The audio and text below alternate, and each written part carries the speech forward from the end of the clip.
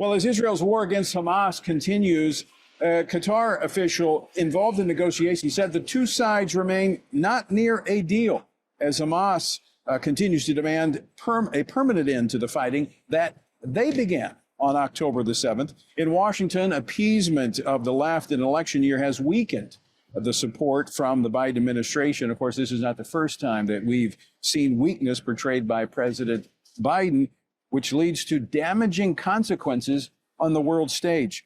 Joining me now by phone to discuss this and more, Senator Lindsey Graham from South Carolina. He serves on 4 Senate committees, including the Senate Judiciary Committee, where he's the ranking member, and the Senate Appropriations Committee.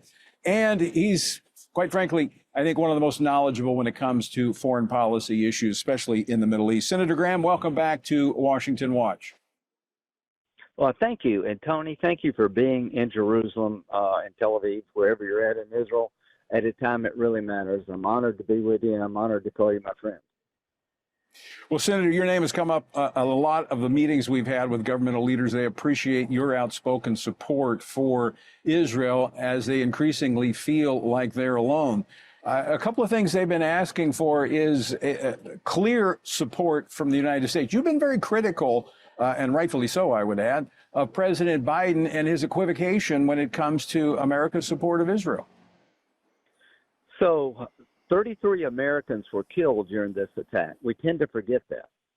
And if Hamas could, they would add a lot of zeros to that 33. They're radical Islamists. They want to kill the state of Israel. They want the world to bow down to Islam under their terms. They would come after us if we could. This is World War II for Israel. This is Pearl Harbor and 9/11 rolled into one. Did anybody suggest to our country after Pearl Harbor, be careful how many Germans or Japanese you kill? I don't want innocent people to die, but Israel has to destroy Hamas. Hamas is using the Palestinian people as shields, and I'm going to give Israel the time and the space it needs to destroy Hamas militarily. No more October 7th. This is the largest loss of life of the Jewish people since the Holocaust. President Biden, Israel is the good guy, Hamas is the bad guy, and Iran is the great Satan. Without Iran, there would be no attack. So, Senator, I want to talk about the civilians that are now really at issue as there's this concentration as they've fled south, and they're being blocked from leaving. Egypt won't allow them in. Why can the United States, which, Egypt receives a lot of foreign aid from the United States because of the relationship they have with Israel, why are we not talking with them about setting up temporary places for these refugees out of Gaza so that Hamas can be eliminated? Well, that's a really good question. And, we are talking to them. But here's what I would say. A lot of people are reluctant to take Palestinian refugees because the Palestinians have been taught since birth to kill all the Jews. They hate, all of these regimes that are not like the Ayatollah. So Egypt's very worried they will be accepting a bunch of terrorists.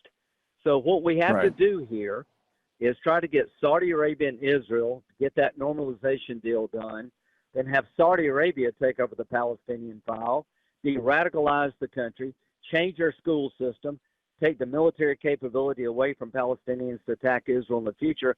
That's the way to get this thing started. But there's 6 brigades of Hamas fighters still left, 4 of them in Rafah. We have to let Israel destroy Hamas militarily. It would be like putting 80% of a fire out. You got to put all the fire out. So I am challenging the Biden administration to say that if the hostages are released, the war is not over. The war is over when Israel destroys Hamas militarily, when they can have the peace of mind never to have another October 7th. It is not over until that day comes. To my friends in Israel, do what you have to do as long as you have to do it. We have your back. Senator, for the international community, the surrounding countries that are not wanting to receive these refugees, these individuals in Hamas, which we are concerned about. We don't want innocent civilians to die at all. We want them to be able to get out, but they're not willing to take them for the very reasons that you stated. So why is the international community criticizing Israel and not Hamas for using these people as human shields? Because anti-Semitism is alive and well. Our Jewish brothers and sisters are facing threats all over the world. I just had Morgan Ortega. You know Morgan. She was Pompeo's press secretary. She lives in Nashville. Her daughter's 3.5. The Jewish school is like an armed camp. The Jewish people are under threat in every capital in the world. The media, if you just watched the news, you thought Israel's the bad guy. So God blesses those who bless Israel. We're not going down that road as a country. These schools that have from the river to the sea. So you think you're living in the 1930s. So here's what I would say to the international community. If Hamas survives, they're coming after you. It's non-negotiable to destroy Hamas after October the 7th. If they're still standing when this is over, radical Islam will be on steroids all over the planet. ISIS is coming back in Afghanistan. They kill people in a concert hall in Paris. We're in a religious war, my friend. Radical Islam wants to bend everybody to their will, and they will kill in the name of God. And that's what I want you to understand. Dying is first prize for these nut jobs.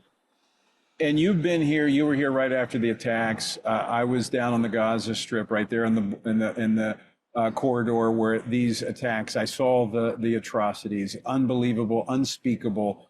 It shouldn't be a question. I know you've got because you actually have a meeting with the Israeli ambassador there in D.C. But you mentioned Saudi Arabia.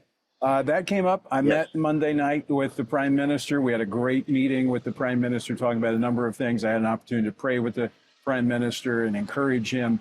But he said normalization with relations with Saudi Arabia would be a game changer. Explain why. Okay, if you could have Saudi Arabia recognize the Jewish state for what it is, a Jewish state, the keeper of the mosque in Mecca, Medina, the center of the faith, it would end the Arab-Israeli conflict. Why this attack on October the 7th? The Iranians live in fear of the Arabs and the Israelis making peace. It would isolate the Ayatollah even more. This attack was generated by support from Iran, Iran's nightmares for the Arabs, Saudi Arabia, and Israel to make peace and live together and build on the Abraham Accords. They did this to stop reconciliation. Let's not let the Iranians win. So I'm going back to Saudi Arabia. I'm going back to Israel. My hope is that Saudi Arabia and Israel can reconcile, build on the Abraham Accords, take the Mideast in a new direction, and isolate Iran. That's what this is about. The great Satan is Iran. The Israelis are not killing the Americans, President Biden. The red line should be against the Iranian Ayatollah, not against Bibi. Bibi's not the problem. The root of all evil is the religious Nazi running Iran, the Ayatollah. Can that happen under a Biden administration? I think it's the best time for it to happen in this regard. 45 Republican senators will be there if Israel supports the peace agreement, the normalization deal. I think Biden can twist enough Democratic arms. But the Democratic Party is becoming more and more anti-Israel. The support for Israel is weakening among the Democrats. That's a sad day for America. Israel needs weapons without conditions. Again, I'll end this where we began. What would America do if somebody told us after 9/11, after Pearl Harbor, you're overreacting? They're in a fight for their life in Israel, for the existence of the Jewish people. And we will be there for them, Tony. Thank you for going and broadcasting from Israel. To everyone who's listening on this show today, we live in the most troubled times I can remember since I have been in politics.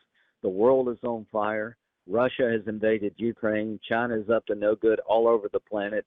And our Jewish brothers and sisters are trying to be annihilated. It is now time to stand strong and without apology for our friends in Israel. I agree 100%. Senator Lindsey Graham, always great to talk with you. Thanks so much for joining me this evening.